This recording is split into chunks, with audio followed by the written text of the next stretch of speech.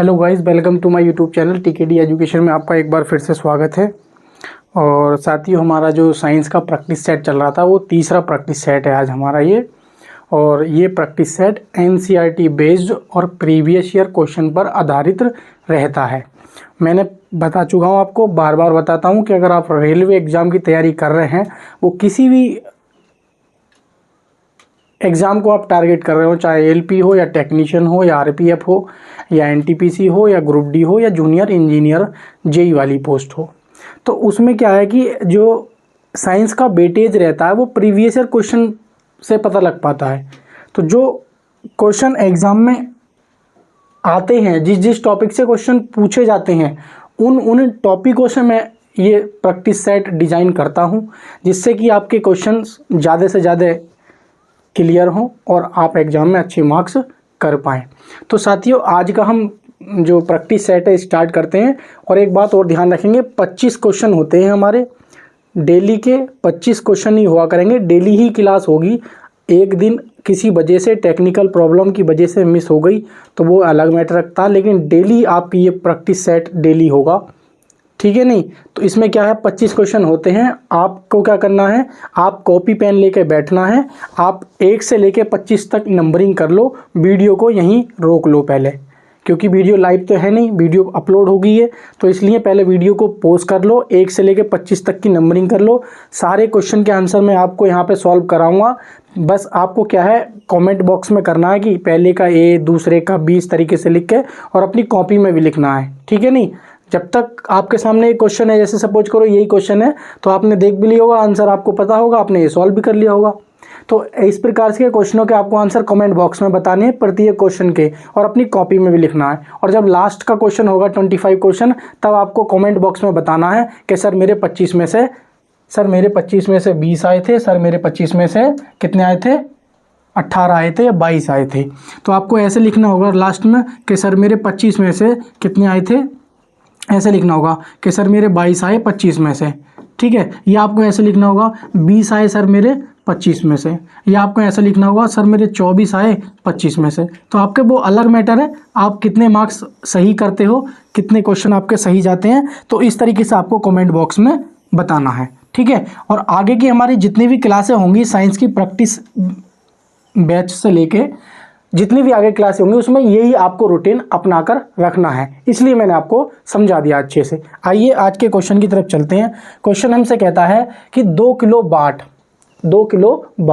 यानी कि 2 kilo watt ये पावर, और एच मतलब घंटे। तो 2 किलो वाट घंटे किसके बराबर होगा, इसने ये पूछा है। 7.2 गुणा 10 की पावर 8, 7.2 गुणा 10 की पावर 6, 7.2 गुणा 10 की पावर 5, या 7.72 गुणा 10 की पावर 6 जूल। इसका मात्रक क्या हो जाएगा, जूल में दे रखा है। तो किलोवाट प्रति घंटा, यानी सॉरी, किलोवाट घंटा किसका मात्रक हो गया, जूल का मात्रक हो गया। ये आपको पता चल गया है। हम क्या जानते हैं साथियों, हम जानते हैं कि 1 किलोवाट बराबर होता है 1000 वाट।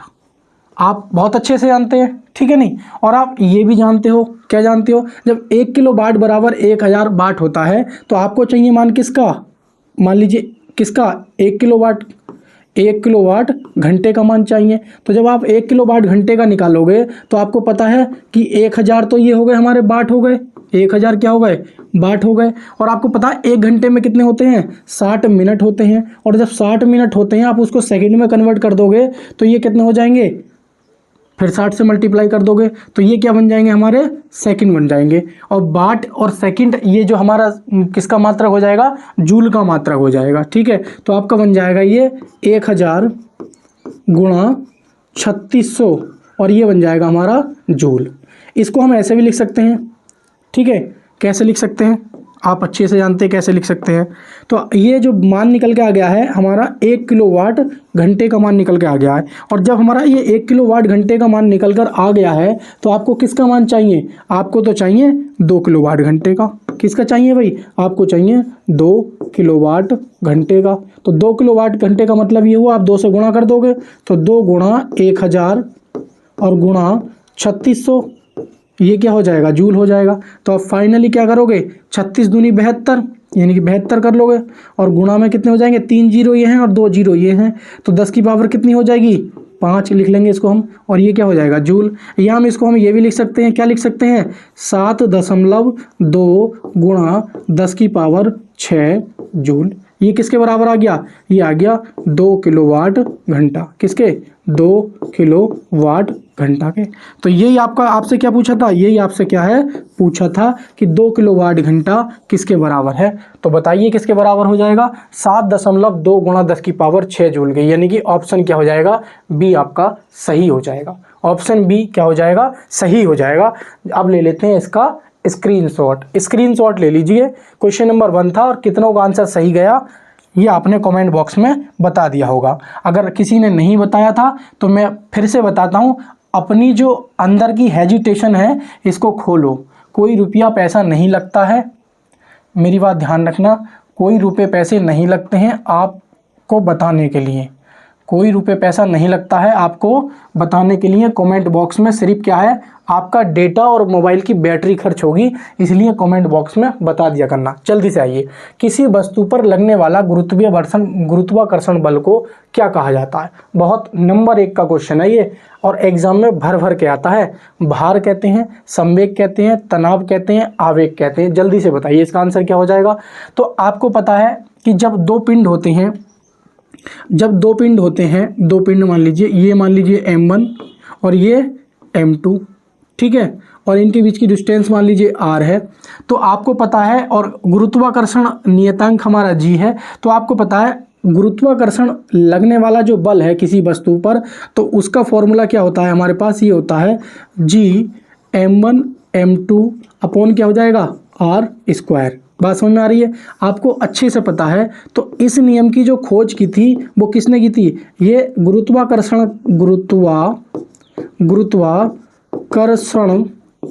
का सिद्धांत, मक्खी बैठ गई, का सिद्धांत किसने दिया था भाई, का सिद्धांत किसने दिया था, न्यूटन ने दिया था। किसने दिया था, न्यूटन जी ने दिया था।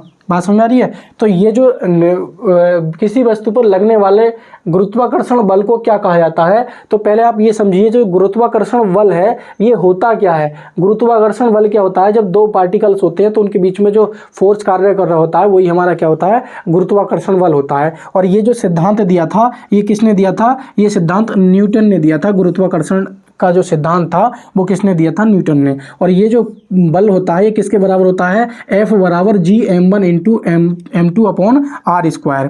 नोट में लिख लेंगे, जी को हम क्या बोलते हैं साथियों, जी को बोलते हैं गुरुत्वाकर्षण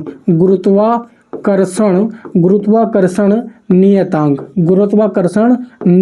क्या बोलते हैं इसको, गुरुत्वाकर्षण नियतांक। और इसका मान कितना होता है, 6.67 गुणा 10 की पावर कितना होता है, -11, और न्यूटन मीटर स्क्वायर और प्रति kilogram square, newton metre square प्रति किलोग्राम स्क्वायर इसका मात्रक होता है। और ये इसका मान होता है किसका, जी का। तो इसलिए ये जो पॉइंट लिखा है मैंने इस साइड में, ये भी आप क्या है अच्छे से नोट कर लेना, क्योंकि ये एग्जाम में पूछा जाता है, ठीक है। नहीं तो आप पूछा है आपसे किसी वस्तु पर लगने वाले गुरुत्वाकर्षण बल को क्या कहा जाता है, भार, संवेग, तनाव। तो क्या कहते हैं साथियों, इसको भार कहते हैं। आप मान लीजिए पृथ्वी पर कोई भी वस्तु रखी है तो वो जितने वजन की होगी वही उसका क्या है, भार खिलाएगा। मैंने बताया था आपको, क्या बताया था कि W बराबर क्या होता है भाई, W बराबर क्या होता है, mg होता है, मैंने बताया था। तो W बराबर W प्रोपोर्शनल हो जाएगा किसके, जी के, क्योंकि m क्या है यहाँ पे, द्रव्यमान है, और द्रव्यमान क्या होता है, कांस्टेंट होता है। तो जो भार होता है वो गुरुत्वीय त्वरण के समानुपाती हो जाता है, यानी कि जिस ग्रह पर आप लेकर जाओगे उस ग्रह का गुरुत्वीय त्वरण अलग होगा और उस वहाँ पे क्या है, भार अलग अलग होगा। इसलिए कहते हैं हम कि द्रव्यमान क्या है, कांस्टेंट है, और भार क्या है, परिवर्तनीय है, यानी कि वेरिएबल है। भार बदल सकता है लेकिन द्रव्यमान कभी नहीं चेंज हो सकता। तो ये क्या हो जाएगा, हमारा आंसर क्या हो जाएगा, इसका आप ले लीजिए स्क्रीनशॉट। अब इसका स्क्रीनशॉट ले लीजिए, उम्मीद करता हूँ काफ़ी लोगों ने इसका आंसर सही दिया होगा, ठीक है। चलिए क्वेश्चन नंबर 2, ये बहुत बेहतरीन सवाल है, आप इसका आंसर मुझे कमेंट बॉक्स में दीजिए, देखता हूँ कितने लोगों का आंसर इसका आता है सही। बिल्कुल सही बात, मैं देखना चाहता हूं कितने लोगों का इसका आंसर सही आता है। प्रतिबल का प्रभाव निम्नलिखित में से किस पर निर्भर करता है, प्रतिबल, भार, आयतन, द्रव्यमान या क्षेत्रफल। ठीक है, तो ध्यान रखेंगे साथियों, प्रतिबल बराबर होता है, प्रतिबल ये इक्वल होता है, क्या होता है, F अपॉन ए, F अपॉन ए, यानी कि किसी वस्तु पर एकांक क्षेत्रफल पर लगने वाला बल क्या होता है, प्रतिबल कहलाता है। यानी कि क्या कर दूं मैं, ए का मान क्या कर दूं, 1 कर दूं। अगर मैं ए का मान क्या मान लूं, 1 मान लूं, तो एकांक क्षेत्रफल पर लगने वाला जो बल होता है वही क्या होता है, प्रतिबल होता है। तो यहां से हम क्या निकालेंगे कि प्रतिबल किसके समानुपाती हो जाएगा, प्रतिबल इन्वर्सली प्रोपोर्शनल हो जाएगा एरिया के। एरिया मतलब ए क्या है, हमारा क्षेत्रफल है। तो यहां से क्या हो जाएगा, और इसका अगर मात्रक निकालेंगे साथियों, ध्यान रखेंगे, इसका अगर हम मात्रक निकालेंगे किसका, प्रतिबल का, तो प्रतिबल का अगर हम मात्रक निकालेंगे किसका, इसका मात्रक निकालेंगे, मात्रक, तो मात्रक क्या आ जाएगा, मात्रक आ जाएगा न्यूटन प्रति मीटर स्क्वायर, न्यूटन प्रति मीटर स्क्वायर, ये किसका मात्रक हो जाएगा, प्रतिबल का। तो आप ध्यान रखेंगे प्रतिबल का मात्रक क्या होता है, न्यूटन प्रति मीटर स्क्वायर। एक चीज ये ध्यान रखेंगे आप, ठीक है, न्यूटन प्रति मीटर स्क्वायर, ये चीज ध्यान रखेंगे, क्योंकि यहां से क्या है, साइंस में पूछ लेता है कि प्रतिबल का मात्रक क्या होगा, ये आपसे ये पूछ लेता है, इस पर न्यूमेरिकल दे सकता है कि प्रतिबल का मान बताइए यदि किसी वस्तु पर लगने वाला बल का 4 न्यूटन हो और उसका क्षेत्रफल इतना हो। या फिर आपसे यहां से पूछ लेता है, क्या पूछ लेता है, यदि किसी सतह पर मान लीजिए अगर हम एरिया का मान बढ़ाएंगे तो क्या हो जाएगा, प्रतिबल का मान कितना हो जाएगा, प्रतिबल कितना हो जाएगा, प्रतिबल कम होगा। यदि क्षेत्रफल ज्यादा होगा उस सतह का तो उस पर जो प्रतिबल कैसा होगा, प्रतिबल का मान कैसा होगा, अधिक होगा। तो ये जो मैंने पॉइंट लिखवाए ना, ये सारे के सारे पॉइंट ऐसे हैं जो डायरेक्ट एग्जाम में पूछे जाते हैं। ठीक है, बात समझ में आ रही है। तो इनको आप चारों पॉइंट्स को क्या कर लेंगे, आप नोट कर लेंगे। तो आपको पता है प्रतिबल का प्रभाव निम्नलिखित में से किस पर निर्भर करता है, भार पर, आयतन पर। क्या भार से कोई लेना देना है, नहीं। क्या कोई आयतन से कोई लेना देना है हमारे कुछ क्वेश्चन में, नहीं। क्या द्रव्यमान से लेना देना है कुछ क्वेश्चन में, नहीं। तो किससे हमारा लेना देना, क्षेत्रफल से। तो किस पर निर्भर करेगा, क्षेत्रफल पर निर्भर करेगा। यानी कि ऑप्शन क्या हो जाएगा हमारा, डी इसका राइट आंसर हो जाएगा। तो आपने इसका स्क्रीनशॉट भी लिया होगा और आपको समझ में भी आया होगा। जल्दी से क्वेश्चन नंबर 4 का आंसर आप कमेंट बॉक्स में दीजिए। जल्दी से क्वेश्चन नंबर 4 का आंसर जो आप कमेंट बॉक्स में दीजिए। जब तक आप देखो तो गलत हो जाएगा, कोई दिक्कत नहीं है। एक राइफल से गोली चलाई जाती है, शिष्या, गोली चलाई जाती है। यदि राइफल बिना किसी रोक के पीछे की ओर जाती है, क्या कह रहा है, यदि राइफल बिना किसी रोक के पीछे और जाती है, आती है, तो राइफल की गति, राइफल की जो गति, राइफल का मतलब समझो बंदूक समझ लो, तो जो बंदूक की गति है वो क्या होगी। मान लीजिए मैं खड़ा हूं यहाँ पे, मैं बंदूक छोड़ रहा हूं। पहले ऑप्शन देखो, गोली की गतिज ऊर्जा से अधिक होगी, गोली की जो गति होगी, गतिज ऊर्जा या गति में समझ लीजिए, तो उससे क्या है, बंदूक की गतिज ऊर्जा अधिक होगी। या फिर गोली की गतिज ऊर्जा से कम होगी, गोली की गतिज ऊर्जा से क्या होगी, कम होगी। किसकी गतिज, बंदूक की गति। ठीक है, या गोली की गतिज ऊर्जा से के बराबर होगी या शून्य होगी। तो 4 ऑप्शन दे रखे हैं। मान लीजिए आप बंदूक ले लिया, आपने एक नियम सुना होगा, क्रिया प्रतिक्रिया का नियम, न्यूटन का तीसरा नियम है क्रिया प्रतिक्रिया का नियम। यानी कि आप किसी वस्तु पर जितना बल लगाएंगे उतना ही बल आप वस्तु हमारे पीछे की ओर लगाएगी। आपने देखा होगा जब हम नाव पे कूद रहे होते हैं, नाव से कूद रहे होते हैं, नाव आई किनारे पर और नाव से हम जब किनारे पर पृथ्वी पर छलांग मारते हैं, तो जैसे हम नाव से कूदते हैं तो पैर हमारे नाव पे पीछे की ओर बल लगाते हैं, तो नाव क्या होती है, पीछे की तरफ चली जाती है। बात समझ में आ रही है। आप मैं इस मेज को ढकेल रहा हूं तो जितना मैं मेज को बल लगा रहा हूं ना ढकेलने में, उतना ही मेरे पैर पृथ्वी पर विपरीत दिशा में बल लगा रहे हैं। तो वो क्रिया प्रतिक्रिया का बल नियम कहते हैं। तो वही कंडीशन यहाँ पे है, जब हम बंदूक को छोड़ते हैं तो जो हमारी बंदूक है, गोली पर जितनी स्पीड, जितना बल लगाती है उतने स्पीड क्या है, उतना ही बल बंदूक पे लगता है पीछे की ओर। अगर गोली की चाल, गोली की गतिज ऊर्जा और बंदूक की गतिज ऊर्जा अगर दोनों बराबर हो जाएं तो गोली आगे भी नहीं जाएगी और न पीछे जाएगी। तो थोड़ी थोड़ी आगे गोली खींचेगी और थोड़ी पीछे खींचेगी। लेकिन गोली आगे क्यों जाती है, क्योंकि गोली की गतिज ऊर्जा क्या होती है, ज्यादा होती है बंदूक की अपेक्षा। बंदूक की गतिज ऊर्जा क्या होती है, कम होती है। अगर गोली की गतिज ऊर्जा कम कर दें और बंदूक की गतिज ऊर्जा ज्यादा कर दें तो आदमी को झटका ना लग के आदमी पीछे की ओर भाग जाएगा, आदमी के चोट लग जाएगी, आदमी भाग जाएगा, गोली वहीं रह जाएगी, बंदूक वहीं रह जाएगी, आदमी कहीं से कहीं पहुंच जाएगा। मेरी बात समझ में आ रही हो। अगर बंदूक की गतिज ऊर्जा तेज हो, अधिक कर दें तो क्या होगा, गोली वहीं रह जाएगी, बंदूक भी वहीं रह जाएगी, आदमी पता नहीं कहां पहुंचेगा, जहाँ गोली पहुँचनी थी वहाँ आदमी पहुँच जाएगा। तो इसलिए कहते हैं कि गोली की गतिज ऊर्जा क्या होती है, ज़्यादा होती है बंदूक की गतिज ऊर्जा से। ठीक है, तो गोली की गतिज ऊर्जा से कम होती है, तो गोली की गतिज ऊर्जा से कम होती है, किसकी कम होती है, बंदूक की कम होती है। तो ऑप्शन बी सही होगा। तो काफ़ी लोगों ने इसका आंसर सही दिया होगा। चलिए क्वेश्चन नंबर 4 की तरफ चलते हैं। क्वेश्चन नंबर 4 बहुत बेहतरीन क्लास रहने वाली है, आप डेली लेना डेली। और चैनल पे नए हो तो सब्सक्राइब जरूर करें और लाइक जरूर करें, लाइक जरूर करना है आपको, लाइक। ठीक है नहीं, चलिए।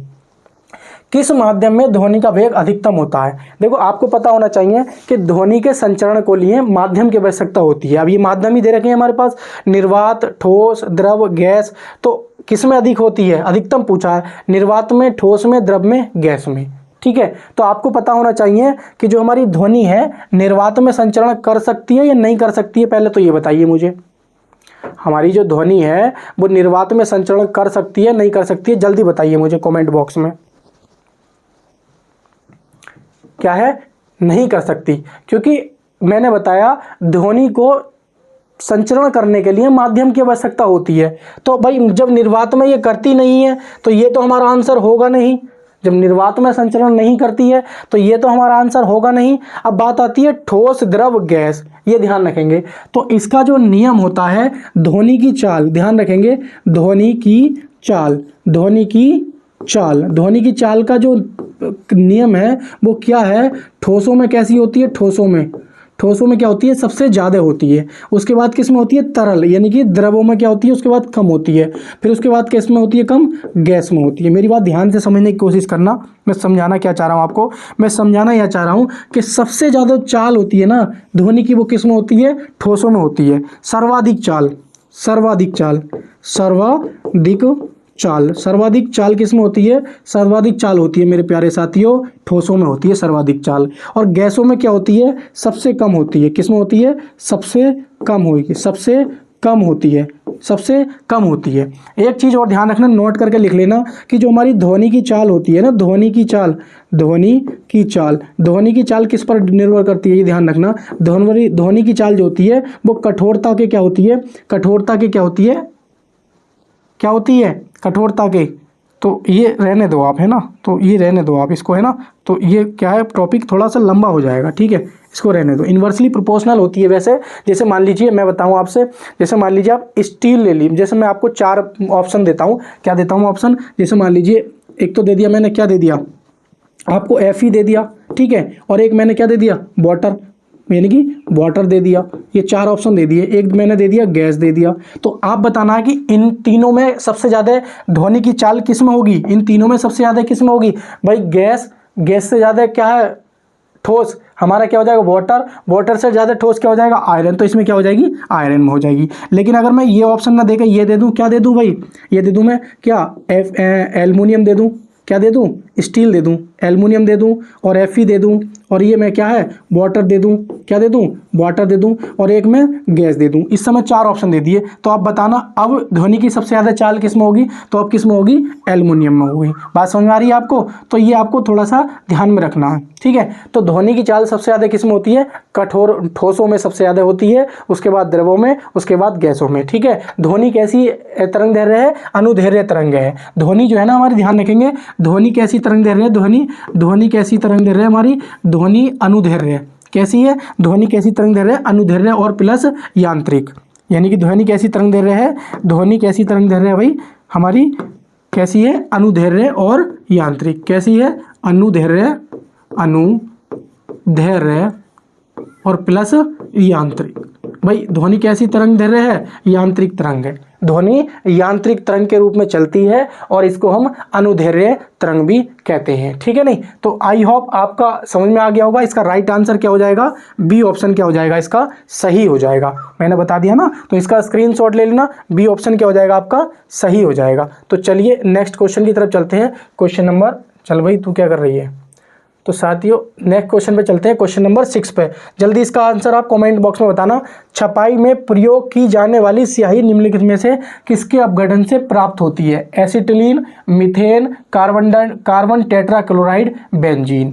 तो आपको पता होना चाहिए साथियों, जब हम CH4 का ना CH4 यानी कि मीथेन का क्या करते हैं हम 1000 डिग्री सेल्सियस पर, किस पर 1000 डिग्री सेल्सियस पर, 1000 डिग्री सेल्सियस पर, ठीक है। और किस पे हम वायु की अनुपस्थिति में, वायु की अनुपस्थिति में, किसकी वायु की अनुपस्थिति में, जब हम वायु की अनुपस्थिति में इसको क्या करते हैं, इसको हम क्या करते हैं गर्म करते हैं। तो जब गर्म करते हैं तो एक ब्लैक कार्बन बनता है, क्या बनता है ब्लैक कार्बन जैसा पदार्थ बनता है। कौन सा बनता है ब्लैक कार्बन, क्या बनता है साथियों ब्लैक कार्बन, क्या बनता है ब्लैक कार्बन। इस ब्लैक कार्बन का ही जो प्रयोग है ना, इसका ही प्रयोग हम किस चीज़ों में करते हैं ध्यान रखेंगे, हम इस ब्लैक कार्बन का जो प्रयोग है ना कि क्या प्रयोग किस में करते हैं ये ध्यान रखेंगे। इसका प्रयोग करते हैं हम किस में, नंबर 1 करते हैं स्याही बनाने में, किस में स्याही बनाने में, स्याही बनाने में मेरे प्यारे साथियों, किस में करते हैं स्याही बनाने में। और दूसरा हम करते हैं टायरों में, किस में टायरों में, किस में साथियों टायरों में। तो टायरों में किसका निर्माण करते हैं ब्लैक कार्बन का। तो जब हम मीथेन को 1000 डिग्री सेल्सियस के तापमान पर वायु की अनुपस्थिति में जब हम हीट करते हैं, गर्म करते हैं, तो ब्लैक कार्बन नाम की एक स्याही बनती है। ब्लैक कार्बन नाम का एक पदार्थ बनता है जिसका प्रयोग हम स्याही बनाने में टायरों में करते हैं, जिसका प्रयोग हम स्याही बनाने में और टायरों में करते हैं। अब बात आती है थोड़ी सी किसकी, मीथेन की बात कर लेते हैं साथियों। तो मीथेन से बहुत सारे क्वेश्चन पूछे जाते हैं, इसलिए मीथेन से मैं क्वेश्चन बना के दिखा देता हूं आपको कौन कौन से क्वेश्चन पूछे जाते हैं। सबसे पहले तो आपको पता होने चाहिए इसके उपनाम क्या है, इसके उपनाम आपको पता होना चाहिए। नाम क्या बोलते हैं इसको, इसके नाम कहते हैं आपने सुना होगा मार्स गैस, क्या कहते हैं मार्स गैस। भाई मीथेन को हम क्या कहते हैं मार्स गैस, या हम क्या कहते हैं बायोगैस, क्या कहते हैं बायोगैस कहते हैं, बायोगैस। कहीं कहीं हम गोबर गैस भी कह देते हैं, भाई गोबर से बनती है तो इसको हम क्या कह देते हैं गोबर गैस भी कह देते हैं, ठीक है। ये फॉल्टर गैस, फॉल्ट मतलब कहते हैं ना विस्फोट करने के काम आती है, इसको विस्फोटक गैस भी कहते हैं, ठीक है। नहीं अब बात आती है, ये तो बात हो गई सारी के भाई इसको मार्स गैस बायोगैस, लेकिन ये पाई कहाँ जाती है, ये पाई कहाँ जाती है, पाई जाती है कहाँ पाई जाती है, सबसे पहले ध्यान रखेंगे दलदली क्षेत्रों में, दलदली क्षेत्रों में कहाँ पाई जाती है साथियों दलदली क्षेत्रों में पाई जाती है। दूसरा पॉइंट ध्यान रखेंगे पशु जुगाली करते समय, पशु जुगाली करते समय, पशु जुगाली करते समय। तीसरा ध्यान रखेंगे, तीसरा पॉइंट ध्यान रखेंगे धान के खेतों में, आप धान लगाओगे तो धान के खेतों में, धान के खेतों में आप देखना जाके जब आप धान लगा देते हो, जब वो मेड़ा मार जाते हैं पानी लगाने जाते हैं तो एक स्नेल आती है, तो वो धान के खेतों में, ठीक है। और एक आपको पता होगा गोबर के खेतों में, कैसे भाई गोबर के खेतों में, तो गोबर के खेतों में कैसी स्नेल आती है मीथेन की गैस आती है। तो दलदली क्षेत्रों में पशु जुगाली करते समय और धान के खेतों में और गोबर खेतों में, या गोबर की जो घोड़ इकट्ठे कर लेते हैं हम लोग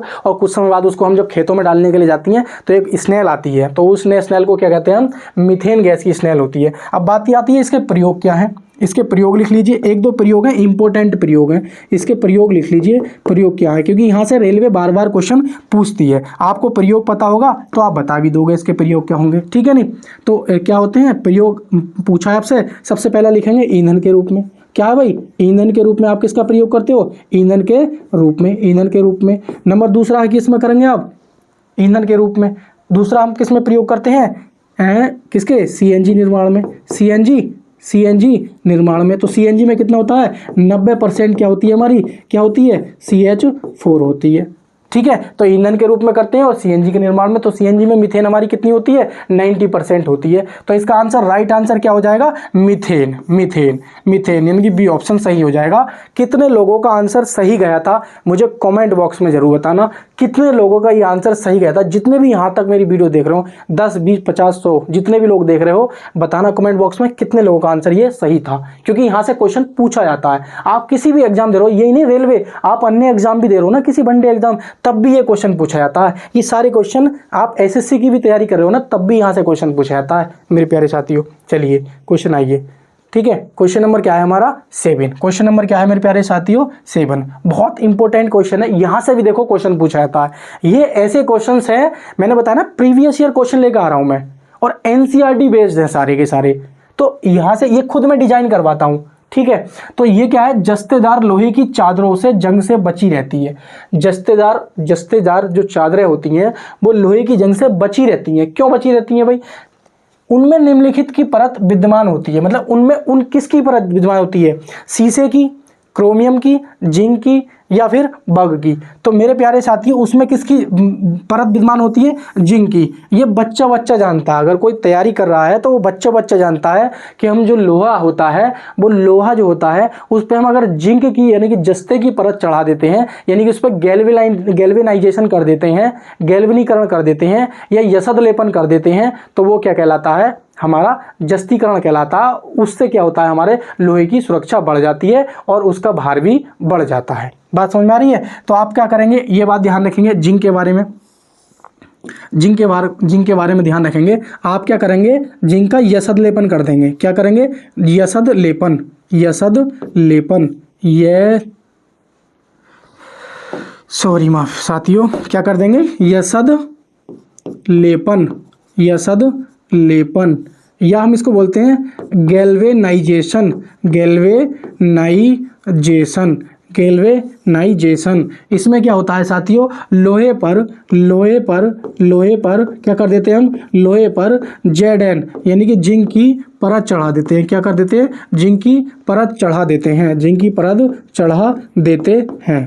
ठीक है, तो अब ये बात समझ में आ गई है, क्योंकि हम क्या करते हैं भाई, लोहे को बचाने के लिए जिंक की परत चढ़ा देते हैं। अब बात ये, जिंक का प्रयोग क्या कहाँ पर किया जाता है, तो आप जिंक फास्फाइड बनाइए, ZnS बनाइए, जिंक ऑक्साइड बनाइए, ZnS बनाइए, जिंक क्लोराइड बनाइए, जिंक कार्बोनेट बनाइए। तो इन सब का जो इसका जो प्रयोग होता है, किसका, जिंक का प्रयोग, जिंक का प्रयोग, ये ध्यान रखेंगे कि जिंक के प्रयोग कहाँ कहाँ किए जाते हैं। तो आप या तो जिंक फास्फाइड बनाइए, ZnP, ठीक है, या फिर ZnS बनाइए, या ZnO बनाइए, या जिंक क्लोराइड बनाइए, ठीक है, या जिंक सल्फेट बनाइए, ZnSO4 बनाइए, ZnSO4 बनाइए। तो ये क्या है, इसके निर्माण है, किसके, जिंक के निर्माण है। ठीक है, ये क्या है, जिंक के निर्माण है। तो जिंक का प्रयोग कहाँ कहाँ होता है, जिंक सल्फाइड बनाने में, जिंक फास्फाइड बनाने में, जिंक ऑक्साइड बनाने में, जिंक क्लोराइड बनाने में, जिंक सल्फेट बनाने में,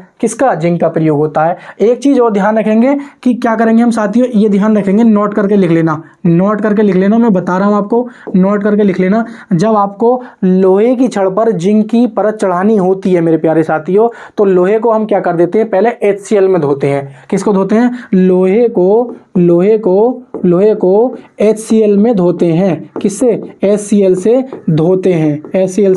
धोते हैं, क्यों धोते हैं, क्योंकि HCl पे जिंक की लोहे पर जिंक की परत अच्छी तरीके से चढ़ जाए, अच्छी तरीके से आ जाए, इसलिए लोहे की छड़ को पहले HCl में डुबोया जाता है, यानी कि उसमें धोया जाता है। फिर हमें क्या है, उसकी क्रिया गैल्वेनाइजेशन की जाती है, जिंक की परत चढ़ाई जाती है। इसका प्रयोग zinc ZnP, ZnS, ZnO, ZnCl2, ZnSO4 में करते हैं। तो इसका ऑप्शन क्या हो जाएगा साथियों, सी हो जाएगा। इसका स्क्रीनशॉट ले लो आप, इसका स्क्रीनशॉट ले लिया होगा आपने। अब चलते हैं क्वेश्चन नंबर 8, बताना है आपको क्वेश्चन नंबर 8 का आंसर क्या होगा।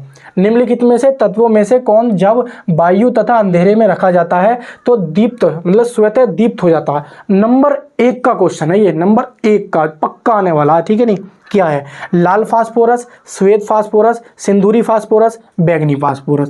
तो देखो फास्फोरस वैसे तो हमारे कितने प्रकार के होते हैं साथियों, फास्फोरस मैं सारे बता देता हूं आपको इसी टॉपिक में। फास्फोरस हमारे होते हैं साथियों कितने प्रकार के, 4 प्रकार के। एक होता है हमारा, क्या होता है साथियों, सफ़ेद फास्फोरस, ये होता है हमारा सफ़ेद फास्फोरस, ठीक है। एक होता है हमारा लाल और एक होता है काला, ये 3 याद रख लो, है नहीं। एक हमारा और भी होता है बैगनी टाइप का होता है, तो वो ध्यान रखेंगे।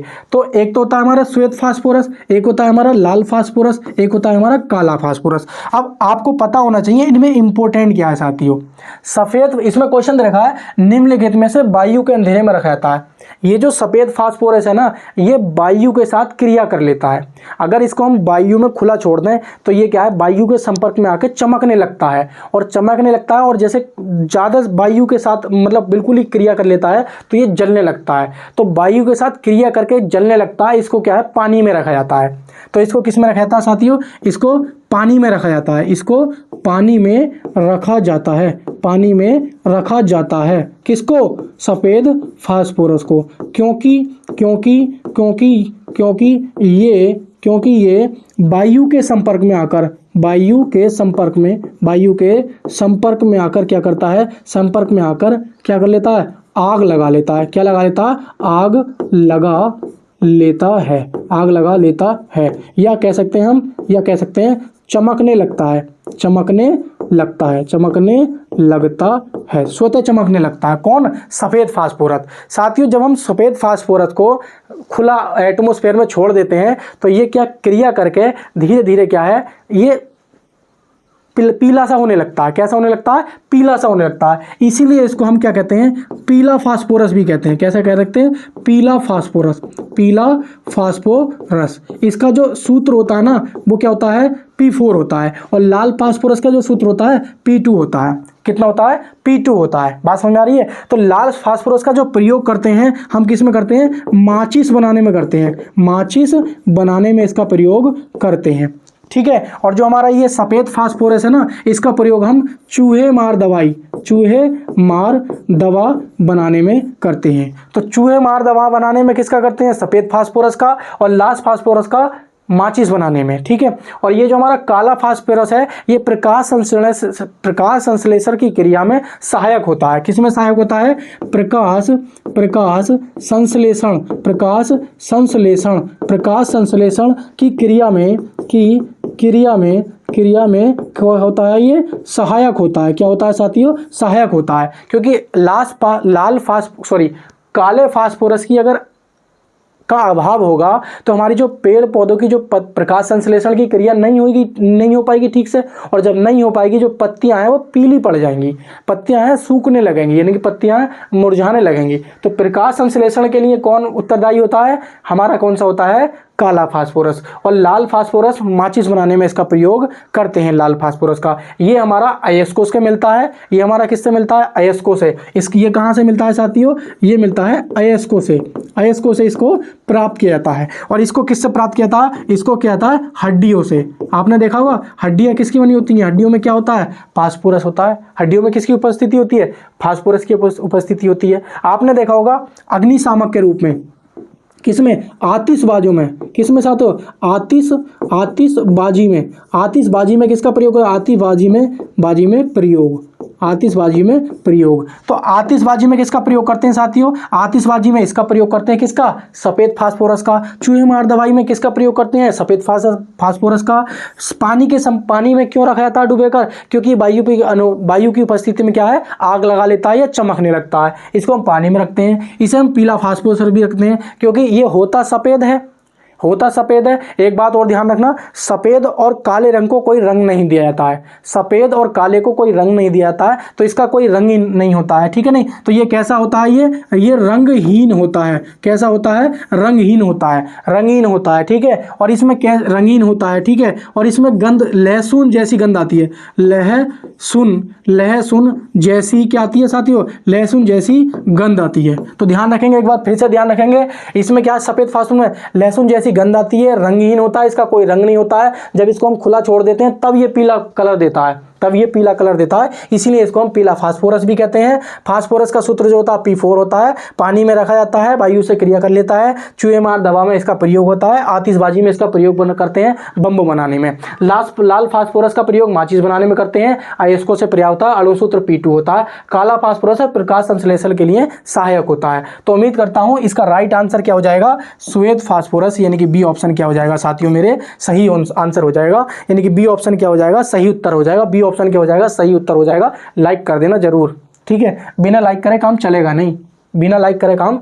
नहीं, यार तुम्हारे लिए हम इतनी मेहनत करें और तुम लाइक ना करो, ऐसा हो सकता है, क्यों भाई हम तुम्हारे लिए इतनी मेहनत करें और तुम लाइक करे चले जाओ, तो ऐसा हो नहीं सकता ना।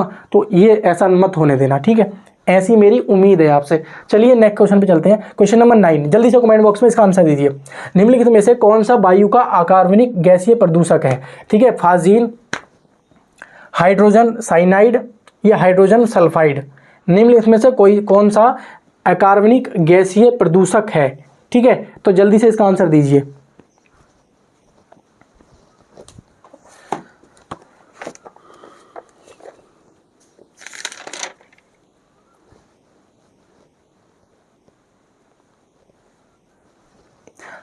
जल्दी। तो क्या हो जाएगा साथियों, निम्नलिखित में कौन वायु का अकार्बनिक, ठीक है, प्रदूषक है? Phosgene gas, hydrogen cyanide gas या हाइड्रोजन सल्फाइड गैस? तो ध्यान रखेंगे H2S। क्या है? H2S। H2S क्या होता है? ये वायु का अकार्बनिक गैसीय प्रदूषक है।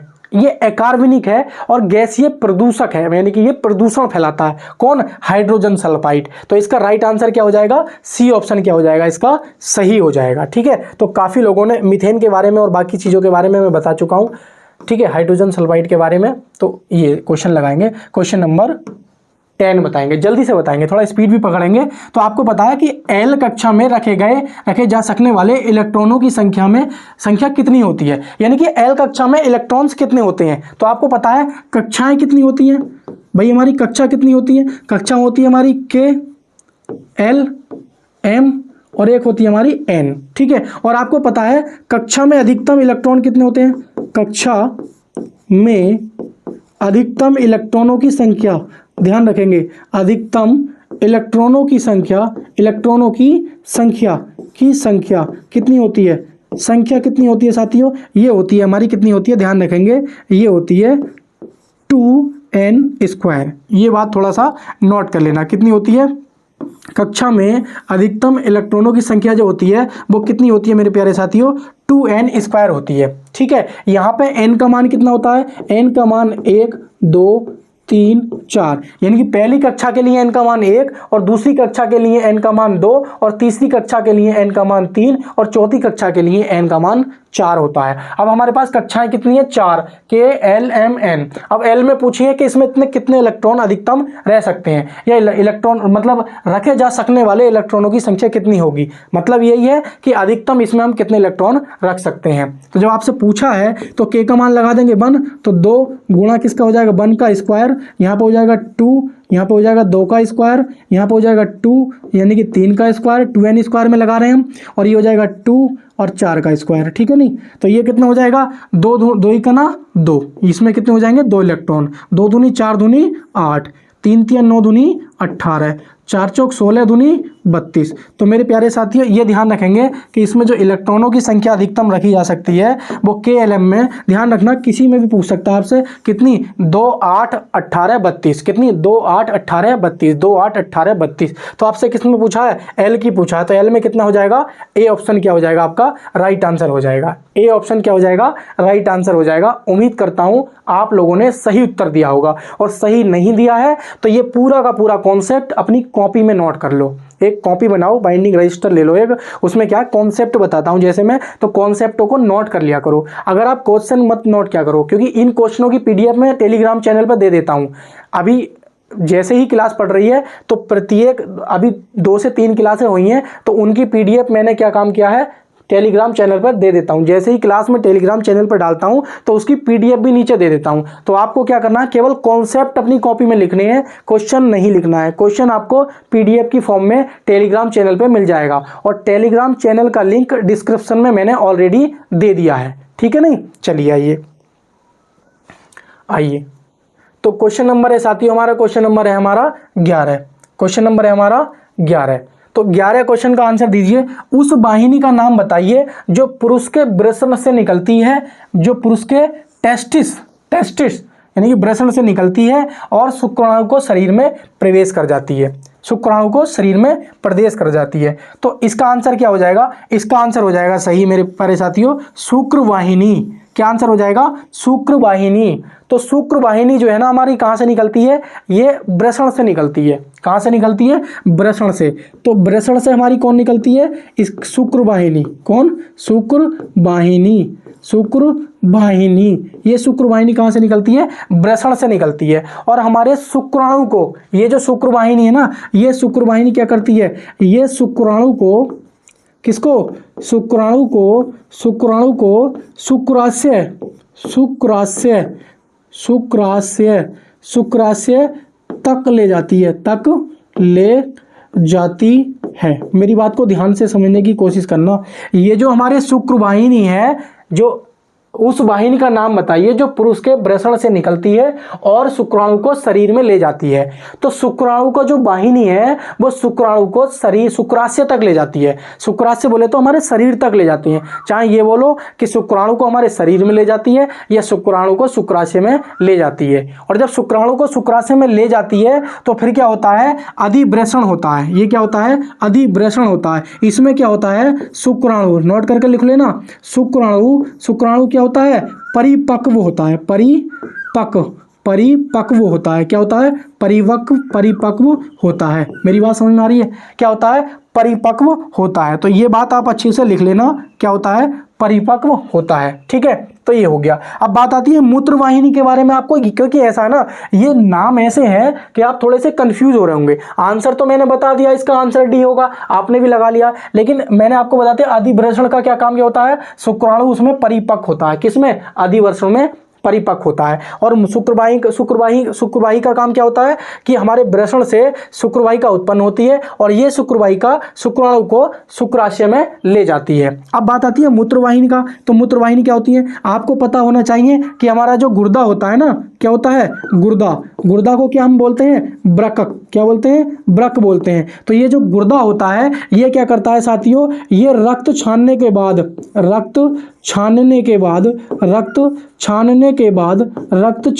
बाद मूत्र का निर्माण करता है। किसका, मूत्र का निर्माण करता है। ठीक है, और ये जो हमारी मूत्रवाहिका है, ये मूत्रवाहिका मूत्राशय में ले जाती है। ये जो मूत्रवाहिका है ये मूत्र को मूत्राशय में ले जाती है।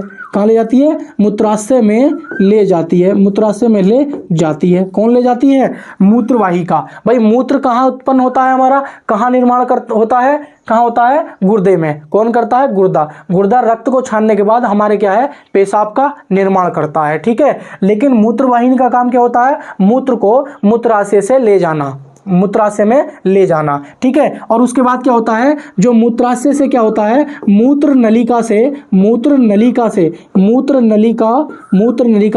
मूत्र बाहर निकल जाता है। मेरी बात समझ में आ रही है, क्या होता है, मूत्र गुर्दे में बनता है और मूत्रवाहिनी मूत्र को मूत्राशय से ले जाती हैं, और जैसे ही मूत्राशय से ले जाती हैं तो मूत्राशय से मूत्र नलिका के द्वारा होता हुआ मूत्र बाहर निकल जाता है। तो क्या था हमारा इस क्वेश्चन का आंसर, डी था, मूत्रवाहिका। ठीक है नहीं, चलिए क्वेश्चन नंबर 12। थोड़ा स्पीड पकड़नी है साथियों, क्योंकि बहुत लंबी क्लास हो जाती है, इसलिए स्पीड पकड़नी है, लेकिन कोई नहीं, चलते हैं। मानव शरीर का एकमात्र अंग जो पुनः विकसित पुनः सृजित हो सकता है कहलाता है तितली, दिमाग, जिगर, अग्नाशय। तो आपको पता होना चाहिए कि मानव शरीर का एक ऐसा पार्ट है जो पुनः विकसित हो जाता है। जैसे आपने देखा होगा, क्या होगा कि आपने देखा होगा गन्ना होता है, गन्ने की खेती। तो गन्ना आपने बोया और जब वो पूरी तरीके से पक गया, 1 साल बाद उसको हम काट लेते हैं, और काटने के बाद उसको हम फिर छोड़ देते हैं, तो फिर से गन्ना उग कर आ जाता है। तो ये ऐसी चीज़ क्या है कि पुनः क्या होती है, विकसित हो जाती है, पुनः सृजित हो जाती हैं। जैसे आपने क्या होता है, चारा काटते हैं जानवरों के लिए, चारा बरसीन वगैरह काटते हैं हमारे यहाँ पे, तो क्या होता है, वो हमने काटी, जब पूरा एक लान पूरा काट लिया तो फिर से पीछे से बड़ी होती आती है, फिर इसको काटते हैं, फिर बड़ी होती जाती है। बात समझ में आ रही है। वैसे क्या होता है हमारा यहाँ पे, इसमें से एक पार्ट है जो पुनः विकसित हो जाता है। तो इसमें इसका राइट आंसर हो जाएगा हमारा जिगर। जिगर को क्या बोलते हैं हम, हृदय बोलते हैं। क्या बोलते हैं साथियों, हृदय। तो हृदय एक ऐसा हमारा पार्ट है जो क्या है, पुनः विकसित हो जाता है। तो आपको पता होना चाहिए इस हृदय में क्या होता है साथियों, ध्यान रखेंगे, प्रोथ्रोम्बिन प्लस फाइब्रोनोजन प्रोटीन का निर्माण होता है। साथ ही साथ हम ध्यान रखेंगे, दूसरा पॉइंट ध्यान रखेंगे, विटामिन के का निर्माण क्या होता है, विटामिन के का निर्माण किसमें होता है, ये इसी में होता है, विटामिन के का निर्माण। तो प्रोथ्रोम्बिन प्रोटीन या फाइब्रोनोजन प्रोटीन या फिर विटामिन के, ये तीनों के तीनों ही रक्त के थक्के जमने में क्या होते हैं, सहायक होते हैं। एक बात और ध्यान रखेंगे, इसमें क्या होता है, हमारा जो ग्लूकोज होता है ना, ग्लूकोज जो इंसुलिन हार्मोन होता है, वो ग्लूकोज को ग्लाइकोजन की फॉर्म में रखता है। क्या करता है, ग्लूकोज ग्लूकोज ग्लाइकोजन की फॉर्म में, ग्लाइकोजन के रूप में संग्रहित होता है। यानी कि इसमें क्या होता है, ग्लूकोज ग्लाइकोजन के रूप में क्या होता है, संग्रहित होता है। आपने नाम सुना होगा पित्तरस, तो पित्तरस का निर्माण कहाँ होता है, यकृत में होता है। पित्तरस इकट्ठा कहाँ होता है, पित्ताशय में होता है। तो ये क्या होता है, चौथा पॉइंट रखेंगे, पित्तरस का निर्माण होता है। कहाँ होता है भाई पित्तरस का निर्माण, पित्तरस का निर्माण कहाँ होता है, हमारे हृदय में होता है। तो हृदय में हमारा यकृत, बोले तो यकृत, क्या बोलते हैं इसको, यकृत। तो ये सारे जो पॉइंट्स हैं ना, ये कौन से पॉइंट्स हमारे, कि थ्रोम्बिन प्रोटीन या फाइब्रोनोजन प्रोटीन का निर्माण कहाँ होता है, हमारा यकृत में। विटामिन के का निर्माण कहाँ होता है, यकृत में। ग्लूकोज ग्लाइकोजन की फॉर्म में कौन करता है, इंसुलिन हार्मोन। क्या करता है हमारा, इंसुलिन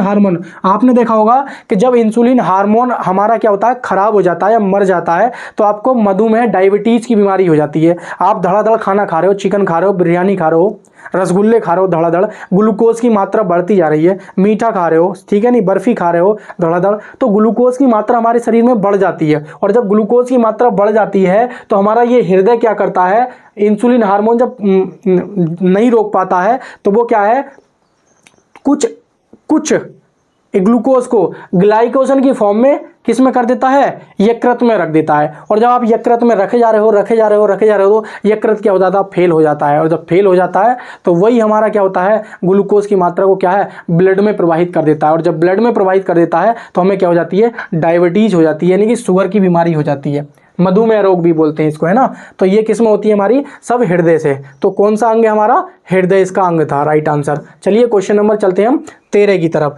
अब इसका आंसर आप दोगे, ठीक है, ऑक्सी और अनऑक्सी का आंसर आप दोगे।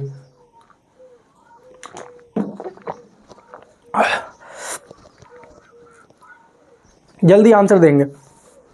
देखो, अनॉक्सी और श्वसन का अंतिम उत्पाद है। देखो, ऑक्सी एक होता है, ऑक्सी एक होता है अनॉक्सी, ठीक है। तो इसका आंसर जो है लैक्टिक अम्ल है। आप लोगों ने मिला लिया होगा, क्या आंसर है इसका, लैक्टिक अम्ल, यानी कि ऑप्शन नंबर सी। लेकिन ध्यान रखेंगे, ऑक्सी क्या होता है, एक होता है ऑक्सीशोषण, एक होता है ऑक्सीश्वेसन, एक होता है ऑक्सीशोषण, एक होता है अनॉक्सीश्वेसन, ठीक है। तो एक ये होता है ऑक्सीशोषण, एक होता है अनऑक्सीशोषण। तो इसका ध्यान रखेंगे, क्या होता है साथियों, इसमें ये होता है ऑक्सीशोषण, ये होता है कि ऑक्सीजन की उपस्थिति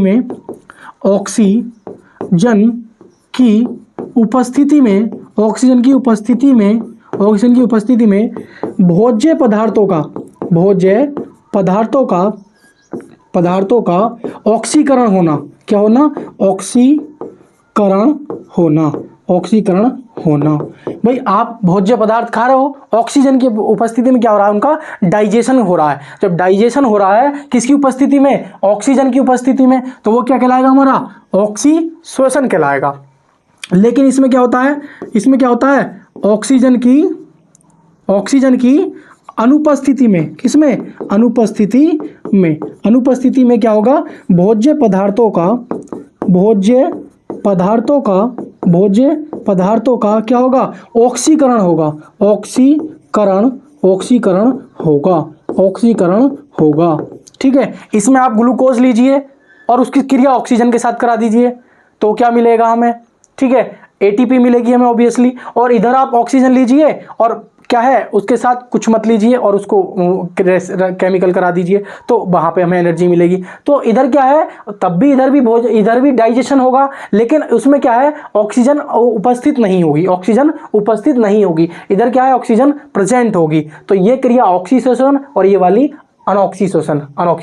तो इसका जो अंतिम उत्पाद होता है वो क्या होता है साथियों, लैक्टिक अम्ल होता है। ये बात तो ध्यान रखना, ठीक है नहीं। तो यहाँ से 2 ही क्वेश्चन बनते हैं, लेकिन वो अलग से क्वेश्चन पूछा गया था, तो फिर भी मैंने आपको ये करा दिया ताकि एग्जाम में बच के ना जाए। क्वेश्चन नंबर 14, जल्दी से इसका आंसर कमेंट बॉक्स में दीजिए। पौधों में गैसों का आदान प्रदान के माध्यम से होता है। किसके माध्यम से होता है, आपको पता है, आपने एक नाम सुना होगा फाइलम, क्या होगा, फाइलम। और एक आपने सुना होगा जाइलम, ठीक है। और एक आपने सुना होगा रंध्र, क्या नाम सुना होगा आपने? आपने सुना होगा रंध्र। क्या नाम सुना होगा? रंध्र। क्या होगा? नाम सुना होगा रंध्र।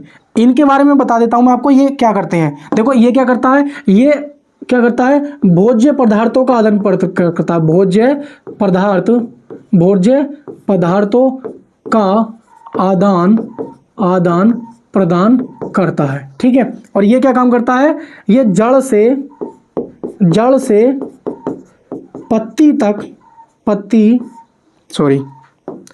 जड़ से क्या करता है, ये जड़ से पत्ती तक क्या ले जाता है, ये पानी ले जाता है। ये क्या करता है, ये गैसों का आदान प्रदान करता है। ये गैसों का ये क्या है हमारा, ये द्विदिशीय है, ये द्विदिशीय है। और ये क्या है हमारा, एक दिशीय है। क्या है, एक दिशीय है, यानी कि ये केवल जड़ से लेके जाता है पानी को, और ये जड़ से भी ले जाता है और पत्तियों से फिर जड़ में भी लेके जाता है। कौन? फाइलम। तो फाइलम, जाइलम, रंध्र, ये तीनों के बारे में पता होना चाहिए। तो गैसों का क्या हो जाएगा, ए ऑप्शन क्या हो जाएगा हमारा सही उत्तर हो जाएगा। ए ऑप्शन क्या हो जाएगा हमारा सही उत्तर हो जाएगा। क्वेश्चन नंबर क्या है हमारा, क्वेश्चन नंबर है मेरे प्यारे साथियों, क्वेश्चन नंबर है 15वां क्या कह रहा है, वनस्पति भागों या बीज के बजाय कोशिका के मध्य से नए पौधों के उगान को क्या कहा जाता है? टिश्यू कल्चर, पुनर्निर्माण, बहुविखंडन, टीवी विचल विखंडन। तो क्या हो जाएगा इसका राइट आंसर साथियों, इसका राइट आंसर हो जाएगा टिश्यू कल्चर। क्या हो जाएगा? Tissue culture. इसका राइट आंसर क्या हो जाएगा? Tissue culture. क्या हो जाएगा राइट आंसर? Tissue culture. तो काफी लोगों का ये आंसर सही क्या होगा, ये बायोलॉजी का क्वेश्चन था और मैं समझा चुका हूं इस क्वेश्चन को। असंतृप्त कार्बन यौगिक अत्यधिक काले धुएं के साथ ज्वाला प्रदान करते हुए ऑक्सीजन में जलते हैं। तो आपको पता होना चाहिए असंतृप्त कार्बन क्या होते हैं। जब इनमें क्या है, कार्बन के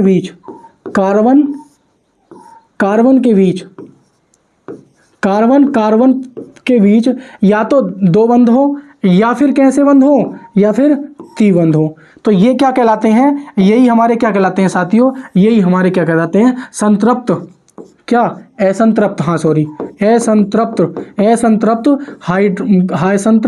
कार्बन कहलाते हैं। असंतृप्त कार्बन यौगिक कहलाते हैं। कैसे? जब कार्बन के बीच में या तो दो बंध हो या फिर त्रिबंध हो, तो वो कैसे कहलाएंगे?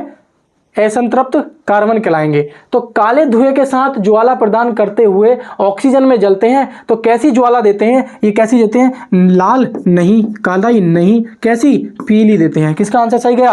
पीली देते हैं। कमेंट बॉक्स में बता दो जल्दी जिसका आंसर सही गया, पीली। चलती है नेक्स्ट क्वेश्चन की तरफ। Question number 17। क्वेश्चन नंबर 17, पित्ताशय में उपस्थित पत्थर निर्माण निम्नलिखित में से किसका पाचन प्रभावित करता है? भाई पित्ताशय में क्या होता है, पित्ताशय में जो पित्रस होता है ना, पित्रस का निर्माण कहाँ होता है? यकृत में। तो यकृत से पित्रस का निर्माण होकर पित्ताशय में रहता है।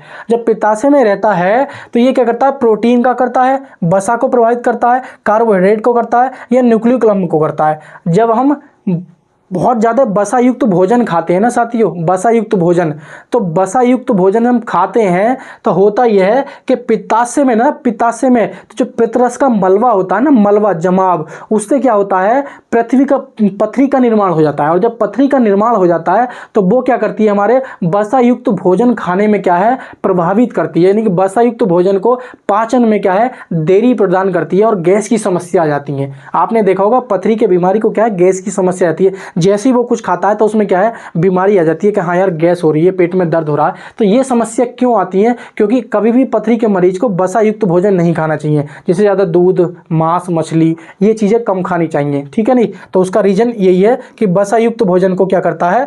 प्रभावित करता है, यानी कि पाचन क्रिया क्या हो जाती है? कम हो जाती है, ठीक है नहीं? चलिए क्वेश्चन नंबर क्या है हमारा? 18। क्वेश्चन नंबर क्या है हमारा? 18। जल्दी से इसका आंसर कमेंट बॉक्स में दीजिए। नीली गाय निम्नलिखित में से किस कुल की आती है? नीली गाय मतलब नील गाय। हम लोग जो कहते हैं, आपने देखा होगा खेतों में वैसी गाय तो, सफ़ेद गाय तो चल ही रही हैं, जो कि किसानों का बहुत सारे नुकसान कर रही है, खेती सारी नष्ट करी जा रही है। योगी जी ने अच्छी सुविधा दी है नहीं है कि किसान जाओ और किसानों की खेती जो है बेकार करो। तो एक सुविधा तो ये चल रही है। और दूसरी आपने नाम सुना होगा नीलगाय, जो बड़ी वाली नीलगाय होती है जो झुंड के रूप में चलती हैं, खेतों के खेतों पूरे तबाह कर जाती हैं। तो नीलगाय निम्नलिखित में से किल कुल में आती हैं? गाय के कुल में आती हैं, बकरी के कुल में आती है, भेड़ों के कुल में आती है, हिरण के कुल में आती है। तो आपको बताना है साथियों, नीलगाय जो है ना ये हिरण के कुल में आती है। किस में आती है? हिरण के कुल में आती है। अब हिरण के कुल में क्यों आती है? आपने देखा होगा, मैंने बताया कि हिरण के जब सींग आ जाते हैं ना, हिरण के सींग, वैसे ही नीलगाय के सींग जब एक बार आ जाते हैं, पुनः विकसित हो जाते हैं, मतलब पूरी तरीके से आ जाते हैं, तो ऐसा नहीं है वो टूट जाएं और फिर से नए आ जाएं। जैसे गाय हमारे नॉर्मली जानवरों को होते हैं, गायों के, भैंसों के, है ना, बछड़ों के। आज बात समझ में आ रही है? जैसे मान लो मैंने अभी एग्जाम्पल दिया कि आपने गन्ना काटा, एक बार गन्ना काट लिया, बोया, गन्ना काट लिया, फिर से वो 1 साल बाद फिर गन्ना हो गया। तो ऐसा नहीं होता है कि, तो हिरण के सींगों में क्या होता है, एक बार आ गए तो आ गए, वो धीरे धीरे नष्ट होते रहते हैं। वैसे ही नीलगाय के सींग होते हैं। तो इसीलिए नीलगाय निम्नलिखित में से किस कुल में आती है? हिरण के कुल में आती है। ठीक है नहीं? तो आप लोगों का ये क्वेश्चन भी करेक्ट हो गया होगा। साथियों, रेलवे ग्रुप डी में पूछा गया सवाल था। ये जो आपने अभी आंसर किया है ना नीलगाय वाला, ये रेलवे ग्रुप डी में पूछा गया सवाल था। सापेक्ष घनत्व के बराबर होता है पदार्थ के, पानी का घनत्व बटे पदार्थ का घनत्व, पदार्थ के घटक का घनत्व पूर्ण पदार्थ का घनत्व, या पदार्थ का घनत्व बटे पानी का घनत्व, या पदार्थ का घनत्व बटे तेल का घनत्व। तो आपको पता होना चाहिए कि सापेक्ष घनत्व बराबर होता है पदार्थ का घनत्व, ठीक है, अपॉन होता है पानी का घनत्व, अपॉन होता है पानी का घनत्व। ये ध्यान रखेंगे। आपसे इस पर न्यूमेरिकल तो नहीं पूछता है, लेकिन इस पे क्या है, फॉर्मूला पूछता है। ये फॉर्मूला पूछता है, जैसे कि हमने पूछा है, इसीलिए हमने ये क्वेश्चन रखा गया है कि सापेक्ष घनत्व बराबर होता है पदार्थ का घनत्व अपॉन में क्या होगा, पानी का घनत्व। सापेक्ष घनत्व क्या हो जाएगा, जिस पदार्थ की आप तुलना कर रहे हो, जिस पदार्थ से आप रिलेट करा रहे हो, उसका आप घनत्व ऊपर रख दो और नीचे क्या है, पानी की डेंसिटी रख दो नीचे, और ये जो अनुपात हो जाएगा यही हमारा क्या हो जाएगा, सापेक्ष घनत्व हो जाएगा। यही अनुपात क्या हो जाएगा, हमारा सापेक्ष घनत्व हो जाएगा। इसको लिख लेना अलग कॉपी में। तो इसका आंसर हो जाएगा सी ऑप्शन क्या हो जाएगा, सही हो जाएगा। सी ऑप्शन क्या हो जाएगा, सही हो जाएगा। काफी लोगों का ये आंसर सही गया होगा। चलिए क्वेश्चन नंबर चलते हैं 20 की तरफ। क्वेश्चन नंबर 20, बस 5 क्वेश्चन और बचे हैं, मात्र 5 क्वेश्चन और बचे हैं, बस यहीं तक और टिकना है आपको। 5 क्वेश्चन और बचे हैं। खाने का नमक NaCl निम्नलिखित में से किसका बना होता है? साथियों, जब हम खाने का नमक बनाते हैं ना, तो आप ले लीजिए एक प्रबल क्षार ले लीजिए और एक प्रबल अम्ल ले लीजिए। तो प्रबल अम्ल ले लीजिए और प्रबल क्षार बना ले लीजिए, तो आपका बन जाएगा NaCl बन जाएगा, और आपका एक जल बन जाएगा। आपका क्या बन जाएगा, ये एक क्या ले लीजिए, हाइड्रोक्साइड, सोडियम हाइड्रोक्साइड बोलते हैं इसको। एक सोडियम हाइड्रोक्साइड ले लीजिए, और आप क्या ले लीजिए, एक अम्ल ले लीजिए, और उनकी आप रासायनिक क्रिया करा दीजिए। तो क्या बन जाएगा आपका, ये बन जाएगा, क्या बन जाएगा, खाने का नमक या फिर नमक बन जाएगा। ठीक है, नमक बन जाएगा, या फिर इसको हम बोलेंगे साधारण नमक। ठीक है, ये इसको हम बोलेंगे खाने का नमक। क्या बोलेंगे इसको, खाने का नमक। और ये ध्यान रखेंगे, ये क्या होता है हमारा, ये होता है साथियों प्रबल क्षार। ये क्या है, प्रबल क्षार। ये क्या है हमारा, प्रबल, ये है अम्ल। तो प्रबल क्षार यानी कि प्रबल का क्या मतलब होता है, मजबूत क्षार और मजबूत अम्ल। तो एक मजबूत अम्ल, एक मजबूत क्षार, ये सही है। एक कमजोर अम्ल, ये है ही नहीं हमारा, गलत। एक कमजोर अम्ल, ये भी नहीं। एक मजबूत और एक कमजोर, ये भी नहीं। तो हमारा क्या आंसर हो जाएगा, ए ऑप्शन क्या हो जाएगा, सही हो जाएगा। ये आपके 2-3 नंबर बन जाते हैं कि भाई नमक का निर्माण कैसे होता है। रासायनिक केमिकल रिएक्शन पूछी थी पिछली बार ग्रुप डी में, ध्यान रखना, नोट कर लेना इसको जरूर से जरूर, इसलिए मैंने इसकी रिएक्शन आपको बता दी। तो क्वेश्चन नंबर चलते हैं 21, बस 4 क्वेश्चन और बचे हैं शेष। लाइक करें और सब्सक्राइब किए बिना मत जाना, ठीक है नहीं। इनमें से कौन सा रसायन जल में घुलनशील नहीं है? ठीक है, calcium carbonate, sodium chloride, lithium bromide, magnesium iodide. तो इसका आंसर सब लोग जानते हैं, कैल्शियम कार्बोनेट क्या है, जल में घुलनशील नहीं है। ये जल में क्या है, नहीं घुलता है। कैल्शियम कार्बोनेट का फॉर्मूला होता है CaCO3। ध्यान रखेंगे। रसोई गैस के रिसाव में, ये भी बहुत आसान क्वेश्चन है, रसोई गैस के रिसाव का आसानी से पता लगाया जा सकता है। रसोई गैस समझ रहे हो नहीं, जो आप सिलेंडर लाते हो, गैस में खाना बनाते हो, तो जैसी थोड़ी सी गैस निकल रही होती है, आप सूंघ कर देखते हो, है नहीं कि हाँ भाई कैसे पता लगता है आपको, स्मेल आ रही है भाई, गैस निकल रही है, स्मेल से तो पहचानते हो आप कि गैस निकल रही है। चेक करो जाके सिलेंडर को, गैस चूल्हे में रसोई में जाके देखो कि गैस निकल रही है, कहीं आग ना लग जाए। तो उसमें क्या मिला होता है, उसमें मिला होता है मिथाइल आइसोसाइनाइड या फिर नाइट्रस ऑक्साइड या इथाइल मरकप्टेन या मिथाइल मरकप्टेन। तो आपको पता होना चाहिए क्या होता है। इसका आंसर क्या हो जाएगा, सही आंसर हो जाएगा इसका आंसर हो जाएगा सही मिथाइल मरकप्टेन। इसका सूत्र होता है C2H5SH, C2H5SH। तो ये हमारी क्या है, मिला दी जाती है कौन, मिथाइल मरकप्टेन। तो इसकी सुगंध हमें पहचान लेते हैं और हम क्या होता है कि हाँ भाई गैस निकल रही है और हम सुरक्षा पा लेते हैं। क्वेश्चन नंबर 23, इसका आंसर दीजिए। एक अवतल दर्पण उसके सामने 10 सेंटीमीटर की दूरी पर स्थित एक वस्तु का प्रतिबिंब बनाता है जो वस्तु से 3 गुना है। मान लीजिए उत्तल दर्पण कैसे होता है आपको पता होना चाहिए साथियों। उत्तल दर्पण होता है ये हमारा उत्तल दर्पण होता है और इस पे क्या है, पॉलिश कर दी जाती है। ये हमारी क्या है, पॉलिश होती है सिल्वर नाइट्रेट AgNO3 की, ये पहली पॉलिश होती है। किसकी होती है, AgNO3 की या फिर सिल्वर की, ठीक है। ये पॉलिश होती है। ये हमारा क्या होता है, ये पोल होता है। ये इसका क्या होता है, फोकस होता है। ये हमारा वक्रता केंद्र होता है। ये हमारा क्या होता है, अनंत होता है। यहाँ से यहाँ तक की दूरी को हम क्या कहते हैं, फोकस दूरी कहते हैं। और यहाँ से यहाँ तक की दूरी को क्या कहते हैं, हम वक्रता त्रिज्या कहते हैं। तो ये हमारा क्या है साथियों, ये हमारा है अवतल दर्पण। क्या है ये, अवतल दर्पण। क्या आपको पता होना चाहिए ना, अवतल दर्पण। और उत्तल दर्पण होता है साथियों हमारा ये होता है, इसके अंदर से पॉलिश होती है, ये होती है, ये अंदर से पॉलिश होती है। ये हमारा क्या होता है, उत्तल दर्पण, ठीक है। ये क्या करता है, ये क्या है हमारा उत्तल दर्पण होता है, ये उत्तल दर्पण है ना, ठीक है। ये प्रकाश को क्या करता है, ये फैलाता है, ये फैलाता है। और ये प्रकाश को क्या करता है, सिकोड़ता है, सिकोड़ता है। ये प्रकाश को क्या करता है, सिकोड़ता है। ध्यान रखेंगे। तो ये सारी बातें आपको अच्छे से पता चल गई होंगी कि अवतल दर्पण क्या होता है और उत्तल दर्पण क्या होता है। लेकिन आइए अब हम इसको सॉल्व करते हैं कि सॉल्व कैसे करेंगे, ठीक है नहीं। तो आपको दे रखा है उत्तल दर्पण में क्या दे रखा है, आपको यू का मान दे रखा है कि एक अवतल दर्पण उसके सामने 10 सेंटीमीटर की दूरी पर कितना है, 10 सेंटीमीटर की दूरी पर आपको क्या दे रखी है, यू का मान दे रखा है। और वास्तविक प्रतिबिंब बनाता है जो वस्तु से 3 गुना है, वस्तु से 3 गुना है। ध्यान रखेंगे, वास्तविक प्रतिबिंब की बात करिए साथियों। तो अवतल दर्पण में क्या होता है साथियों, अवतल दर्पण में ये होता है, अवतल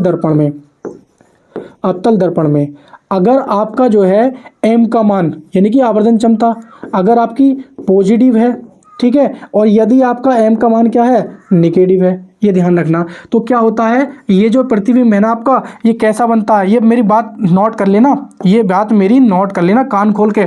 जब हमारी अवतल दर्पण में आवर्धन क्षमता कैसी होती है, पॉजिटिव होती है, तो हमारा प्रतिबिंब कैसा बनता है, हमारा प्रतिबिंब सीधा प्लस कैसा, आभासी, कैसा, आभासी, और कैसा, वस्तु से छोटा बनता है, कैसा, वस्तु से छोटा। और इसमें क्या बनता है, इसमें क्या बनता है, उल्टा और प्लस वास्तविक। उसमें क्या बनता है, वास्तविक, क्या बनता है, वास्तविक बनता है, ठीक है नहीं। तो हमें पता है एम का मान हमारा निगेटिव होगा नहीं होगा, ये हमें कैसे पता चलता है, क्योंकि हमें पता है कि जब आवर्धन क्षमता हमारी निगेटिव होती है तो प्रतिबिंब उल्टा एवं वास्तविक बनता है। और इसमें बोल रखा है कि प्रतिबिंब कैसा बनता है, वास्तविक बनता है। तो इसलिए एम का मान क्या हो जाएगा, माइनस क्या हो जाएगा हमारा, 3 हो जाएगा, क्योंकि वस्तु से कैसा बनता है, 3 गुना बनता है। प्रतिबिंब आवर्धन क्षमता हमारी ये बताती है कि प्रतिबिंब कितने गुना बनेगा। अगर आपकी आवर्धन क्षमता 1 है तो जितनी आपकी वस्तु है उतना ही ऊंचाई का आपका प्रतिबिंब बनेगा। यदि आपकी आवर्धन क्षमता 2 है तो जितनी मतलब प्रतिबिंब आपका 2 गुना ऊंचाई का बनेगा। अगर आपकी प्रतिबिंब आवर्धन क्षमता 3 है तो प्रतिबिंब 3 गुना बनेगा। यदि आपकी आवर्धन क्षमता 4 है तो प्रतिबिंब 4 गुना बनेगा, ठीक है। तो आवर्धन क्षमता ये बताती है। लेकिन आवर्धन क्षमता से हमें यह भी पता चलता है कि अगर आवर्धन क्षमता पॉजिटिव है तो हमारा प्रतिबिंब सीधा बनेगा, आभासी बनेगा। लेकिन अगर आवर्धन क्षमता अगर निगेटिव है तो हमारा प्रतिबिंब उल्टा बनेगा और वास्तविक बनेगा। ये बात आपको पता होनी चाहिए। तो यहां से हम क्या निकालेंगे, एम बराबर होता है बी अपॉन यू। ये आपने बहुत अच्छे से पढ़ा होगा आवर्धन क्षमता। और एक आपने ये भी पढ़ा होगा एम बराबर हाइट अपॉन हाइट ऑब्जेक्ट की और हाइट इमेज की और हाइट ऑब्जेक्ट की। तो ये अनुपात भी पढ़ा होगा आपने आवर्धन क्षमता निकालने का। तो हम इससे निकालेंगे। तो ये हमारी -3 बराबर बी अपॉन माइनस के 10 और माइनस से माइनस कट जाएगा तो बी बराबर कितना हो जाएगा, 30 सेंटीमीटर। तो ये क्या हो जाएगा, 30 सेंटीमीटर हमारा क्या हो जाएगा, आंसर सही हो जाएगा। 30 सेंटीमीटर क्या हो जाएगा हमारा, सही हो जाएगा। तो ये दोनों फॉर्मूले हैं आवर्धन क्षमता के, ध्यान रखेंगे। और एक बात और लिख लेना नोट करके, इंपॉर्टेंट छूट रही है, देख रहे होगे आप लोग, उत्तल दर्पण के लिए लिख लेना आवर्धन क्षमता, उत्तल दर्पण के लिए ध्यान रखेंगे m का मान जो है ना हमेशा पॉजिटिव होता है, ठीक है, m का मान पॉजिटिव होता है हमेशा। और जब पॉजिटिव होगा तो इसमें कैसा प्रतिबिंब बनेगा, इसमें बनेगा सीधा और प्लस कैसा, आभासी, कैसा, आभासी, और कैसा, वस्तु से छोटा, वस्तु से छोटा, वस्तु से छोटा। यानी कि जब उत्तल दर्पण होगा तो उस समय हमारा प्रतिबिंब कैसा बनेगा, सीधा और आभासी। और ये सदैव है, उत्तल दर्पण में सदैव हमारा प्रतिबिंब आभासी और सीधा और वस्तु से छोटा बनता है। लेकिन अपतल दर्पण में हमारा जो प्रतिबिंब है सीधा भी बनता है, उल्टा भी बनता है, वास्तविक भी बनता है, आभासी भी बनता है। ठीक है, बात समझ में आ गई। चलिए नेक्स्ट क्वेश्चन पे चलते हैं, क्वेश्चन नंबर 24। एक क्वेश्चन और है, इसके बाद जल्दी से हमारी क्लास लास्ट होने वाली है। इसका आंसर दीजिए। यदि पृथ्वी पर गुरुत्वाकर्षण के कारण जी है, यानी कि पृथ्वी पर गुरुत्वाकर्षण के कारण जी है, यानी गुरुत्वीय त्वरण कितना है, जी है, तो चंद्रमा पर गुरुत्वीय त्वरण का मान कितना होगा। आपको बता रखा है मैंने कि यदि यहाँ पृथ्वी पर 60 किलो की वस्तु है तो वहां पे कितनी हो जाएगी, 10 किलो की बचेगी, 1/60 हो जाएगा। यानी कि अगर पृथ्वी पर कोई वस्तु मान लीजिए 60 kg की है, ठीक है, तो चंद्रमा पर कितनी रह जाएगी, चंद्रमा पर तो वो रह जाएगी 60 का 1/6, तो 6 दाई 60, यानी कि 10 kg की रह जाएगी। तो वो कितना गुना हो जाता है, गुरुत्वीय त्वरण कितना गुना हो गया, 1/6, तो कितना हो जाएगा Gy6, यानी कि गुरुत्वीय त्वरण भी क्या हो जाएगा, 6 हो जाएगा, क्योंकि भार किस पर डिपेंड करता है, गुरुत्वीय त्वरण पर। ठीक है, मास तो कांस्टेंट रहता है ना, ये बता चुका हूं मैं आपको। Last question, question number 25। किस कारण से आकाश का रंग नीला दिखाई देता है। जल्दी जल्दी कमेंट बॉक्स में भर दो इसका आंसर। इससे बढ़िया सवाल नहीं है साथियों, ये मैंने आपको इतना बताया है, बहुत ज्यादा। लास्ट क्वेश्चन देखेंगे, किस कारण से आकाश का रंग नीला दिखाई देता है। प्रकाश के परावर्तन के कारण, बिल्कुल नहीं। प्रकाश के अपवर्तन के कारण, बिल्कुल नहीं। प्रकाश के प्रकीर्णन के कारण, बिल्कुल सही बात है। प्रकाश के विचलन के कारण, बिल्कुल गलत है। तो प्रकाश के प्रकीर्णन के कारण हमें क्या है, प्रकाश का रंग कैसा दिखाई देता है, सॉरी, आकाश का रंग नीला दिखाई देता है। आपने देखा होगा, क्या देखा होगा, धुएं व कोहरे का रंग, धुएं व कोहरे का रंग किसके कारण दिखाई देता है हमें, सफेद, प्रकाश के प्रकीर्णन के कारण। दूसरा आप दिखेंगे यही क्या भाई, आकाश का रंग नीला किसके कारण दिखाई देता है, प्रकाश के प्रकीर्णन के कारण। तीसरा ध्यान रखेंगे, क्या दिखाएंगे, समुद्र का रंग कैसा दिखाई देता है, नीला दिखाई देता है भाई, है नहीं, ये हमें कैसा दिखाई देता है, आसमानी या नीला दिखाई देता है हमारे पास।